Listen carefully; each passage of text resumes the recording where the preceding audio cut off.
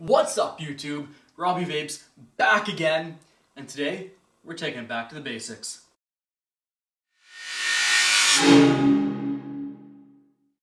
Alright, YouTube, we are taking it back to the basics today with a next step up. If you remember my first video in this series, the first one we did was on cig-a-likes. The next step up from a cig-like is something called a vape pen. Now, unfortunately, I do not own one of these anymore, so we're going to be kind of moving past that step.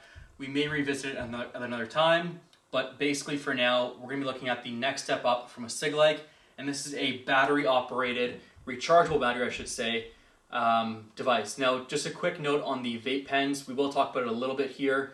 Essentially what a vape pen is, it's a very skinny device. You have the battery on the bottom, and then you have a little cartomizer on top. If you remember, a cartomizer is basically the components of where you're going to heat your juice. You have the atomizer, which is used to heat your juice. You have a little cartridge, which is where you put your juice in. And unlike the cig-likes, the vape pens, you can actually refill whenever you need to. This is similar to that, but a little different. And I'll get to that in a minute here. But basically, this is a step up from a vape pen. Now, what does this include? This includes, again, basically three parts to this. You have the tank. Inside the tank, you have the atomizer and the liquid. You can see here, you can add your own liquid at any time. To change the liquid, all you're going to do is unscrew the bottom part here. Just like that. In goes your liquid. You can just put right into here. And this little hole thing right here is your atomizer. This is where your coils are basically soaked, they're wicked, and where it's going to heat up and vaporize the e-juice into a vapor. So let's put this back on here. This is actually the Pro Tank 3. It doesn't really work, so I apologize. Otherwise, we're taking a hit off it. And I still may try to, but it's not going to be very good. You're going to get a little bit more vapor out of this than you would out of a cig-a-like or a vape pen for the most part. And this, of course, is the second part of the device. You have the tank or the atomizer up top. This is the actual device itself. This is used to basically power the tank on top. What you have in here is something called an 18350 battery.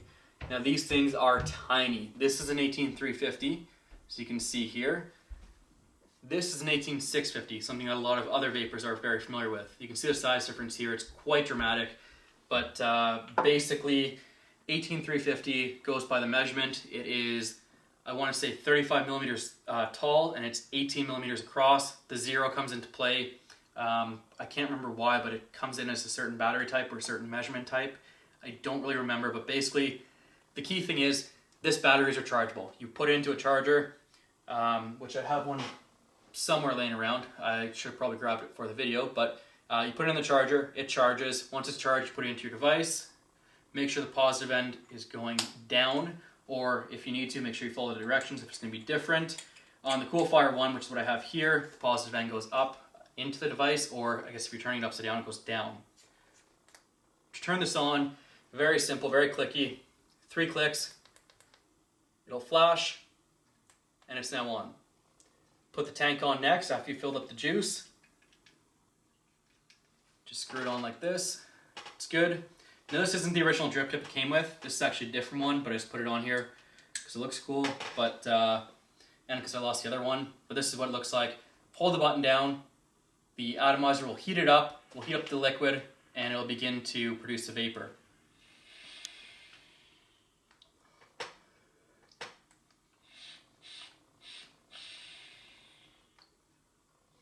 Again, you usually get a lot more out of this. I don't know if it's the coils that's dead, or if it's just the tank that's messing up, or if it's the mod itself, which is, again, the battery piece. Something in here is obviously messing up to cause such little vapor. You do get a lot more usually, but again, that is kind of the step up from a vape pen. What are the advantages of this over, say, a cig-like or a vape pen? Well, first of all, these tanks on top are interchangeable. You can use any tank you want on top of here that is suitable for it. Now, of course, what I mean by that is do not use a sub-ohm tank on here. Do not use anything that has a low resistance. These are made for tanks with higher resistances. That means plus 1 ohm or higher. In fact, I would even go safer and say about 1.7 ohms, what I was usually hitting it at on this thing. Because keep in mind, battery safety, you want to make sure that the battery can handle whatever resistance is in the coil. Now, this is basically a pretty good setup. This actually helped me a lot when I quit smoking. I like the device. It's not super big, it's kind of compact, especially compared to something like this. But again, that's much more advanced, so we won't get into that in that video, or in this video, but basically, one of the things I like about this, first of all, you can change the tank on it. Second of all, you can change your juice very easily.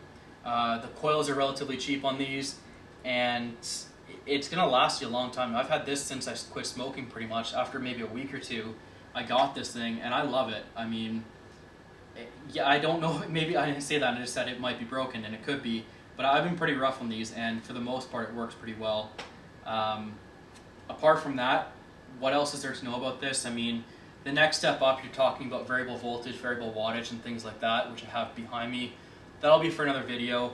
I just wanted to release this one really quickly to give you an idea of what you're looking at if you do get one of these, and you are like kind of venturing out of the cigarettes and into something more vape related, and you want to get past those cig likes or the vape pens. This is a great option. I think at the time it was relatively new. I think I paid about 40 bucks for this device, about 10 bucks for the battery in here, and then the tank itself was I think 20, and this was Pro Tank 3. But I mean, again, this is Canadian pricing. It's going to vary depending on where you are, and this is pricing going back from probably 9.5, 10 months ago almost. So keep that in mind. I'm sure you can get a Coolfire one for maybe, I don't know, I'd probably say 25 bucks would be my guess. The tanks on top of here are going to be really cheap now. You're probably looking at 10 to 15. And the battery itself, they're going to be about the same price. They're going to be around anywhere from 6 to 10 bucks roughly. Now the charger, you will have to get a charger for this because there's no way to plug in the battery to charge it. You have to use an actual charger. And I have one here. I don't recommend this one. I got this one when I was new, but I still have it kicking around back here. This is the charger. This is a Trustfire one. I don't recommend Trustfire myself. There's a lot of dangers with these, but I had it, and unfortunately I didn't know any better when I got it. So how it's going to work, this is obviously unplugged. Basically what you do is you put this battery in this little springy thing, and there it is. It's now going to be charging when it's plugged into the wall. A lot of the chargers are pretty much the same. You have that same springy principle, and the reason why that is, you can put the 18350 in here, or you can put an 18650 in here, and it'll charge either one pretty nicely. So that's just the charger. The charger is going to run you anywhere from 20 to 50 bucks, depending on how much you want to spend and how many of these charging stations you want, or charging panels, I guess, if you want to call it that. But anyways, it's roughly 20 to 50 bucks. It's usually pretty good, and it'll last you a while. Like I said, I don't recommend Trustfire, but that's just me. I would recommend something like an eFast charger or the Nightcore are really nice as well. But again, just my opinion. As far as that goes, that's pretty much this video. I just wanted to talk about the next step up. Just wanted to keep it pretty short. My next video will be on variable voltage and variable wattage devices. I have the perfect one in mind as the step up from this without getting too advanced. Now again, keep in mind, the first probably 3 or 4 videos in this series, we're not going to talk sub-ohm tanks. We're not going to talk sub-ohming. We're not going to talk RDAs. We're not going to talk RTAs or RDA or RBAs. This is all about keeping it simple for you guys and trying to help you get off the cigarettes. So I hope you enjoyed this video, and of course, as always, happy vaping, YouTube.